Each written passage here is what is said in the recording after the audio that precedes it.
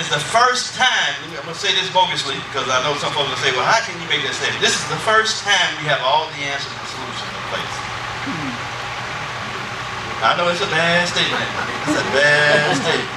This generation that is in the earth today, I don't care what age scale, I don't care what gender, what race, has the capacity to close the deal. Yep. We have such a capacity and a capability at our disposal right now. I know you're waiting on something else because that's what religion tells you to do. You know, you got two things on the neck of the church that's trying to suffocate her. That's futurism and tradition. And they're just choking her. She can't even breathe. You know what I'm saying? We're waiting on what's next, and we're still looking back to what was. Tradition and futurism is holding us. Amen? But I want a present truth. And God is upscaling. He's upgrading the church. I'm telling you.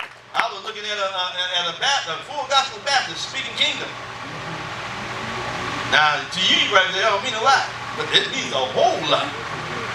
Because now I can see that the leaven is leavening the whole lump. The leaven of religion is being purged.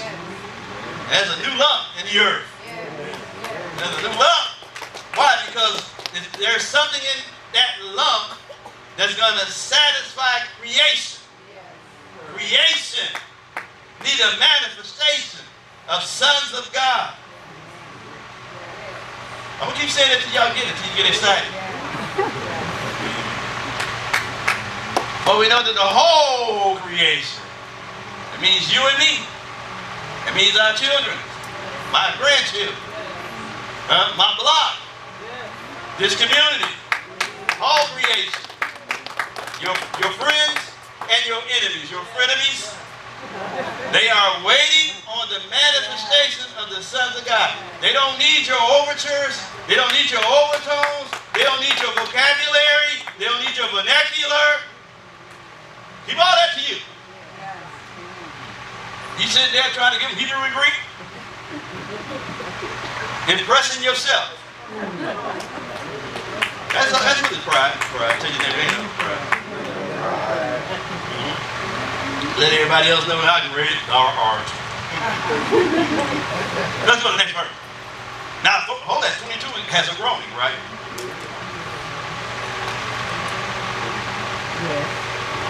Next. And not only they, but ourselves also, what?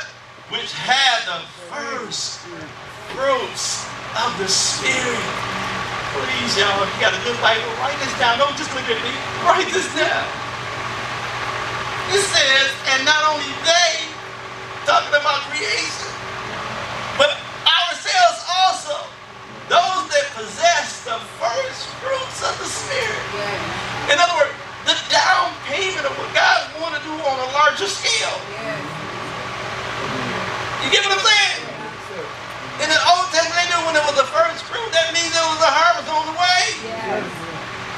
That was a testament to them to let them know so they could be fully persuaded. I planted right, I plowed right, I did the things that were necessary, now I got a harvest coming. And I just, of course you got to get the weeds out, but for the most part it said, we have the first fruit of the Spirit, even we ourselves, please underline that. So we have a groaning in creation. But now those who carry the first fruit of the Spirit has a groaning. Am y'all all right? Within ourselves, waiting for what? The adoption, to wit, the redemption of our bodies. In other words, we're waiting on God to finish what He started. And what He started was spirit, soul, and body. You got it? Until Paul brought something. Paul told Timothy, he said, there's a gospel in the earth. 2,000 years ago, a gospel in the earth that will bring to light, what did he say? Life and immortality. You see, we don't know nothing about that. Because everybody planning and waiting on dying. I'm tired of this broke down body. I got to get up out of here. Come on now. All of us are waiting on to when we die. When we shed, as the scripture says, 2 Corinthians 5 says, there's a tabernacle in the heavens for us. I'm going to shed this whole wretched, broke down body. And I'm going to get me a mansion, whatever it is. But anyhow, I'm going to be upgraded. The redemption of our body. So that corruption will put on. So that mortality. That's our goal. That's our goal. Huh? So that this carnal, ethereal, this antichrist, this antithetical realm that all of us, some of us are overly fixated about. Amen. But then there's some of us that have agreed with the first fruit of His Spirit in us. We're not living without. We're living within. We acknowledge we carry this treasure in earthen vessels. Amen. We understand that it's only a down payment. And we understand that it's only a seed that's been given to us from out of the Father.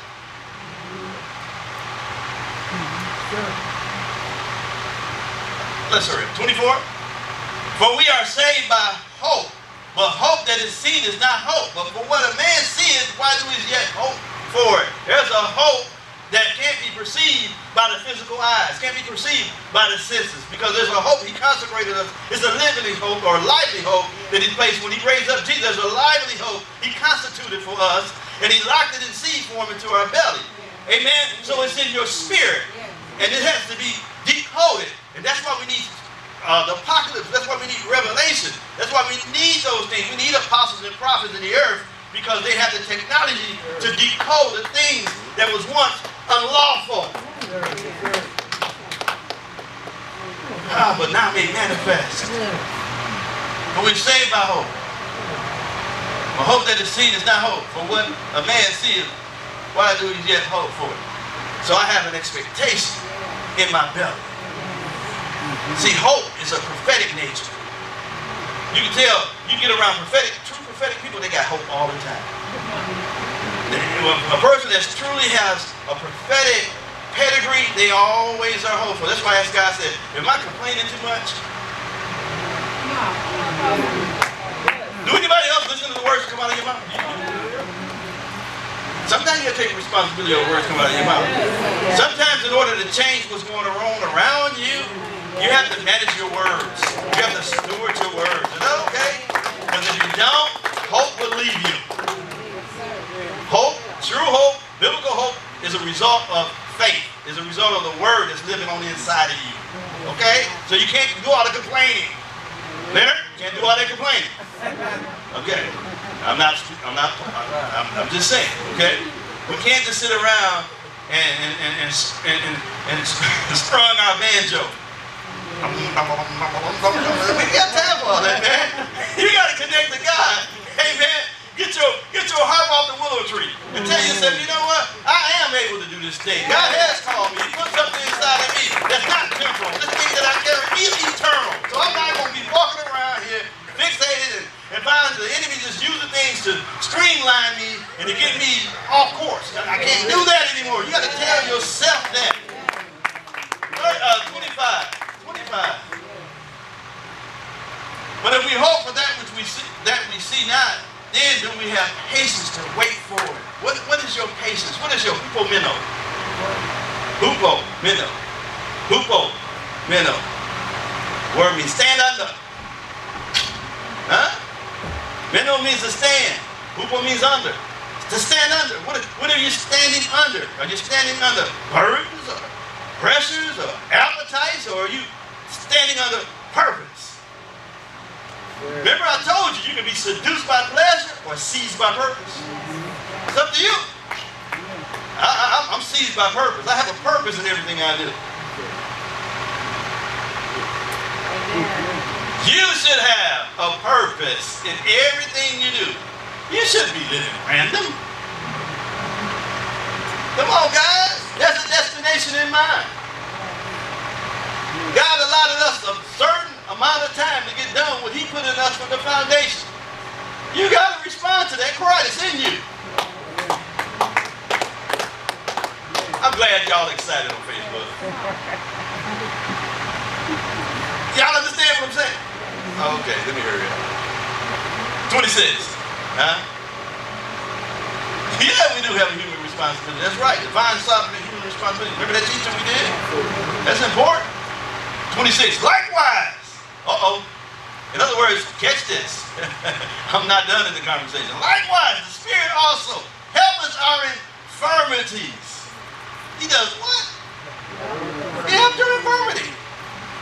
Whatever your infirmity. I don't want to know what it is. The Holy Spirit will help you with that thing. You don't have to carry that carcass. He will help you bury it. Amen. You don't have to walk around with a serious conscience. He will help you get free. He'll bring a measure of freedom. For we know not what we should pray for as we ought, but the Spirit itself, himself, maketh intercession for us with groanings which cannot be uttered. There's a groaning in the Spirit. So we have three groanings. Am I right? A groaning in creation, a groaning in the sons of God, and a groaning by the Holy Spirit. I guarantee you all three groanings going to get answered. Just got to find the people. I told you before we started, I said, got to get people in the earth that can answer the cry. There's a cry going up. And let me just, oh boy. It's not even a cry. Oh boy. I don't even think I can say that right now. But I believe in social programs. Let me just say that. But I don't believe that's the cry that God is looking for. No. Because there's the first fruit in us. We're so distracted with social stuff. Oh boy. We weren't saved. God didn't save us. I'm trying to see how I got it in my head. I know, you know. Soul winning wasn't even. Did I say that? If I told you soul winning isn't what the first church did, what would you say? Well, he told them in Matthew 20. Come on, I got to show you because some of y'all rascals. We'll come back over here. Yeah, some of you rascals be like, he really want to be in that. Girl, we need to find somewhere to go.